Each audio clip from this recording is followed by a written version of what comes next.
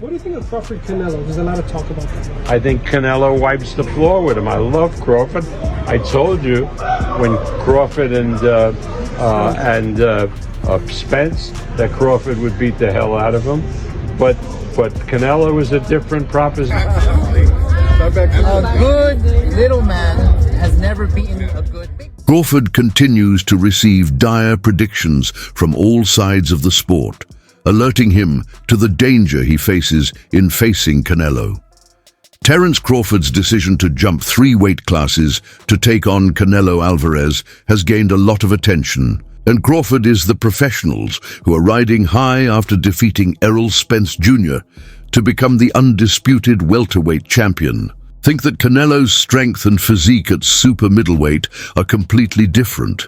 See that as a weakness. Seeing how they match up, I think that we just overhyped Crawford, and I think Canelo is going to be a play. Why do you think he's overhyped? The recent win against Spence, but it was mostly because people just hated Spence. It wasn't based on anything that Terence Crawford did. And I mean, the performance he put on was amazing. Was it the performance that could possibly lead to him beating somebody like Canelo, who's had multiple great performances, as opposed to 1, maybe 2? To be honest, he might just be a nobody if he loses, just like Errol Spence was. I kind of feel bad for him now that we set it up, but he still can catch. Khan.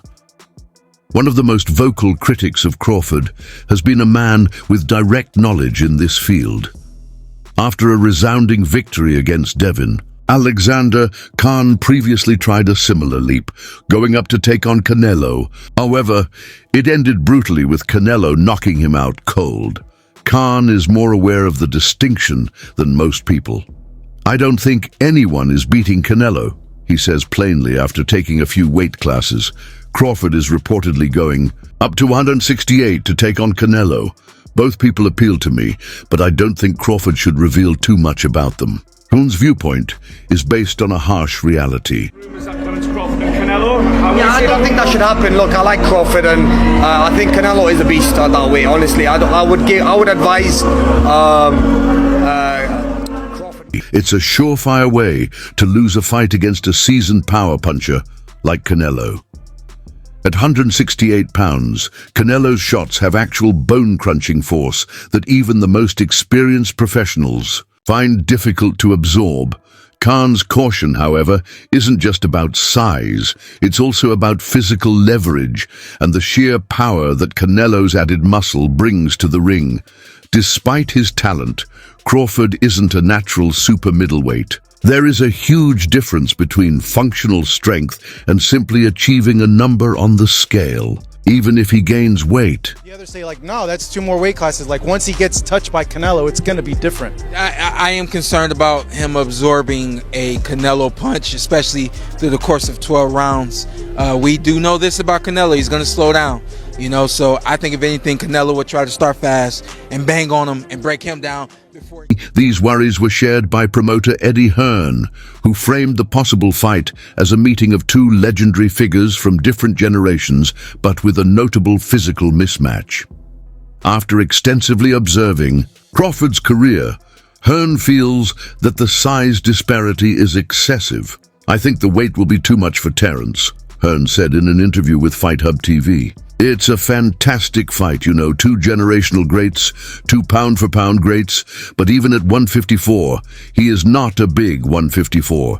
He's definitely not a big 160, and he's definitely not even a small 168. However, he has fantastic skill and a huge boxing IQ, but so does Canelo Alvarez. In that battle, I do give him the advantage." How is Crawford going to be able to bridge this weight gap? Well, I don't think he can, in all honesty. I mean, he might not be able to bridge it on Saturday. Yeah. So, one weight class. 68, yeah, but you're coming up from 35. 35, 40, 47, 54. Sooner or later, it's one too many. And 68 is definitely too many. But Crawford's brilliant. Like, he's a genius. He's a generational great. So maybe he can find a way to do it. But I feel he'd be hugely outside. Hearn went on to say that if Canelo can make his presence known early, there will be a stoppage. He is aware that Canelo liked to trade with his opponents in front of him so they can feel the force of his blows, even though he is the bigger man by nature. Hearn noted that Canelo would have a big edge if he can cut the ring and force exchanges. But Crawford, who is renowned for his deft movement and swift counters, won't do that voluntarily. next Terence Crawford fight? I don't think so. I think that it's much too much weight for Terence. You know, the style was difficult. And, you know, people will say it was a poor performance from Terence, but let's just say it was a great performance from Madrimov. You know, I think 168 is much too big for Terence. But like you said, In a recent interview with AK and Barack, Ryan Garcia shared his thoughts on a potential Terence Crawford versus Canelo Alvarez matchup. Having sparred extensively with Canelo, Garcia was blunt. Crawford can't beat him. He criticized Crawford's performance against Israel Madrimov, saying Madrimov isn't a major threat, yet Crawford didn't dominate. Garcia emphasized that it's not just about size. Canelo's experience, style mastery, and ring IQ set him apart. He highlighted Canelo's ability to adapt to any opponent, pointing to victories over Gennady Golovkin, Sergey Kovalev, and Caleb Plant. According to Garcia, Canelo has faced every style, adjusted, and prevailed. His success across multiple weight classes speaks volumes about his durability and craft. Garcia doesn't believe Crawford has shown enough to overcome a fighter as seasoned and savvy as Canelo. I just don't see him beating Canelo, he concluded. Canelo and Crawford, what do you think? That's going to be a great fight, too. I can't believe they made that happen. Turkey's been making a lot of great fights happen. You can't really hate on it. But I'm excited for that. I know Canelo is so big, so strong, and I think he'll be just too big. I mean, weight classes matter for a reason. Teofimo Lopez has also supported Canelo and predicted that the Mexican will make a late stoppage. I believe Crawford will initially give Canelo a rough time, but as Canelo adjusts to Crawford's technique and becomes somewhat at ease in the ring, we witness Canelo defeating him in the closing rounds. Lopez is correct to point out that Canelo's flexibility in the middle of a fight is one of the reasons he has dominated at the top level for so long. Crawford's greatness is characterized by his ability to read his opponent and make those small in-fight adjustments, but not everyone is prepared to discount him. Before you get out of here. Listen, we can have the skills and everything, but jumping that much like that, jumping like that much, getting hit, I don't think Crawford's ever fought a fighter that's hit him directly, just straight, constantly in the arms. And it's not because they can't, they don't think that way. Appreciate you. Gotta clear it out, guys. Remember, this man's been pro since what, 14? Mm-hmm. 15. Veteran trainer Teddy Atlas, known for his blunt commentary, took a contrarian view on his YouTube channel regarding a potential Canelo Alvarez versus Terence Crawford fight. While many emphasize Canelo's size advantage, Atlas argued that physicality alone won't decide the outcome. He pointed to Canelo's declining foot speed and his past struggles with agile, slick opponents.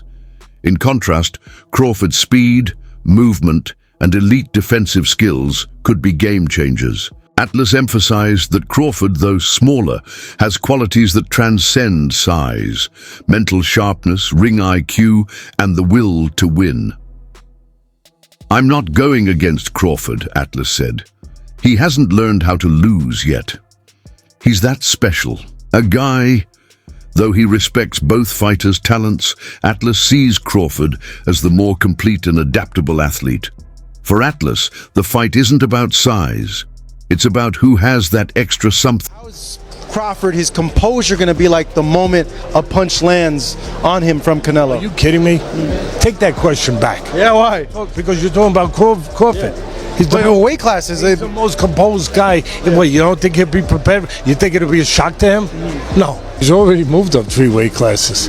So now you're talking 6 if you add on 3. Crawford has the ability to slow things down in the ring that very few people have, and to see things. That Atlas has more than wishful thinking when it comes to Crawford. One of the most well-rounded fighters of his time, Crawford is an expert at timing, distance, and angles. He has never experienced defeat. Psychological advantage that is irrefutable. Crawford's mentality is based on the unwavering conviction in one's own invincibility that fighters with a flawless record frequently carry with them. Kovalev was respect the older. power of And he Canelo. does. He does. Don't get me wrong. He does have a lot of power.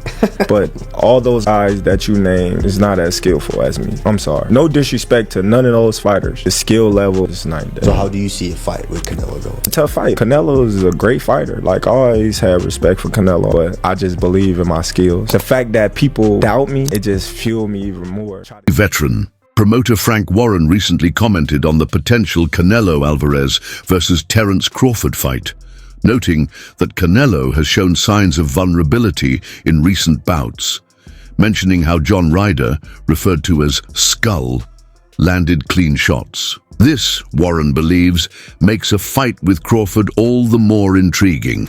While he maintains that a good big man typically beats a good small one, he suggests Crawford could pose real problems for Canelo. Warren's remarks hint at the possibility that Canelo's aura of invincibility is fading, perhaps due to the physical wear and tear from fluctuating between weight classes over the years. Still, most insiders lean toward Canelo, citing the stark physical realities. Crawford would be moving up from welterweight to super middleweight, a leap that involves far more than muscle.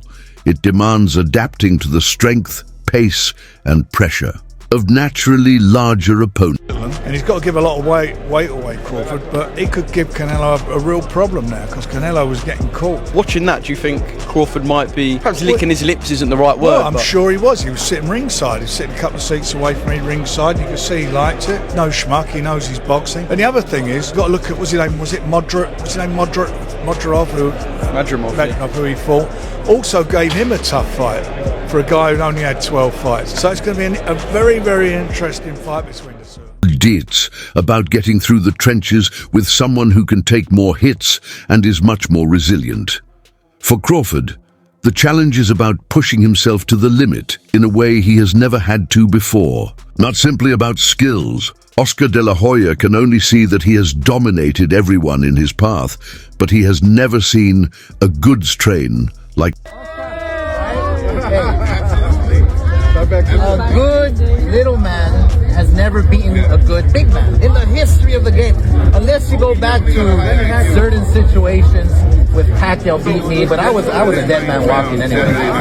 But a good little man never beats a good big man, so it's a tough test for Crawford, but I'm not counting him out. The bottom line, this is the truth again, it's a money grab. Canelo. That in and of itself is a warning that is too loud to ignore.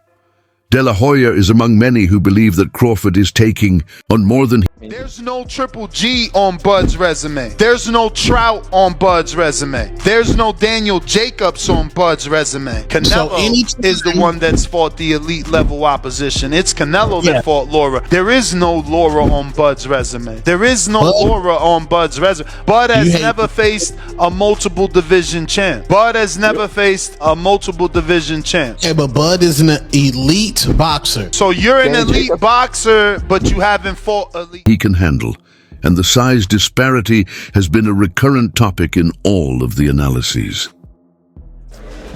I'm going with Terence Crawford. You know, big weight jump, a dangerous fight, but somebody's got to prove to me that they can break Terence Crawford's will and that he can't figure it out against you. You know, it ain't no disrespect toward Canelo, but I've said this the last couple of years. I'm not betting against Terence Crawford against nobody right now. And the biggest question to me, how will the 12-pound difference be for Terence Crawford? It's going to be his first fight at 168. For Canelo, this is the weight class that he always fights at, no problem. But I'm really curious on how Terence Crawford is going to be able to adjust to this, and if it's going to be advantage or